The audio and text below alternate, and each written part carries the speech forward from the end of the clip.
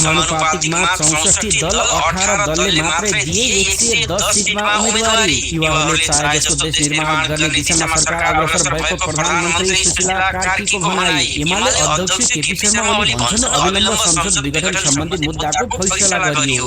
रवि बालेन पुलमा लक्षित ओलीको टिप्पणी कुखुरा बाख्रा र स्यालको मोर्चा गरेर बाघको सिठार हुँदैन। नेपाली कांग्रेसका महामन्त्री दया गगन थापा र विश्वप्रकाश शर्माले विशेष महाधिवेशन पक्षधरको भेला बोलाउने। जेएनजी सहित धीरजका बुबा नारायण कांग्रेसका समानुपातिक उम्मेदवार। सभापतिमा पुनर्वादलाई सघाउने देउवाको प्रष्ट सन्देश। भन्छन् शेखरले सभापति लड्छु भन्नुभएको छैन, गगनलाई सहयोग गर्न सक्दिन भनिदिए। कांग्रेसको समानुपातिक सूचीमा 3 जना बाहेक अन्य सबै नयाँलाई मौका। रासपाको समानुपातिक सूचीमा चर्चित अनुहार कलाकारदेखि क्रिकेटरसम्म।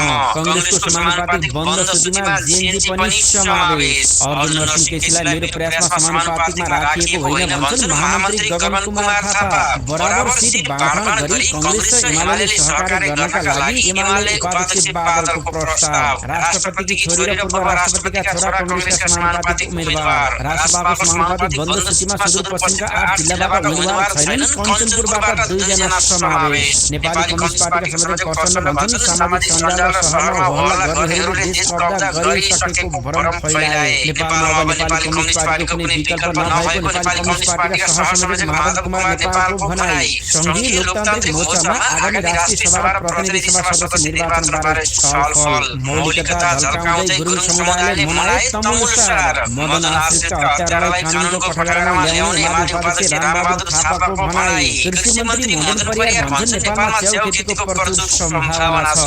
रवि बालेन लक्षित कांग्रेस नेता विश्वकर्माको टिप्पणी देश जलाउने लुसिफर र ठगी गर्नेसँग हामीलाई कुनै डर छैन। कांग्रेस निर्वाचनबाट भाग्दैन बरु हार्न तयार छ भन्छन् कांग्रेस नेता शेखर कोइराला।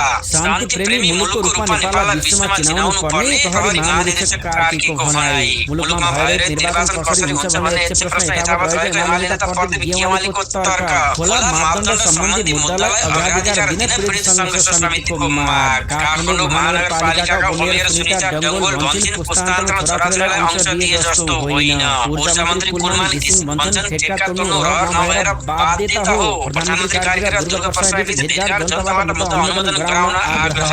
दाउनेमा अत्यावश्यक बाइक सवारीलाई विकल्प खोज्न आग्रह। केपी शर्मा ओलीको अभिव्यक्तिलाई केन्द्रमा राखेर विद्यावारिधि। किसान मृत्यु प्रकरणमा परिवारले पत्याएन प्रहरी प्रतिवेदन हत्या दाबी गर्दै प्रशासन घेराउ। 5 महिनामा 4 खर्ब 9 अर्ब 78 करोड राजस्व सङ्कलन। घर जग्गा शेयर बजार कारोबार गर्दा लक्ष्य भेट्न भने कठिन।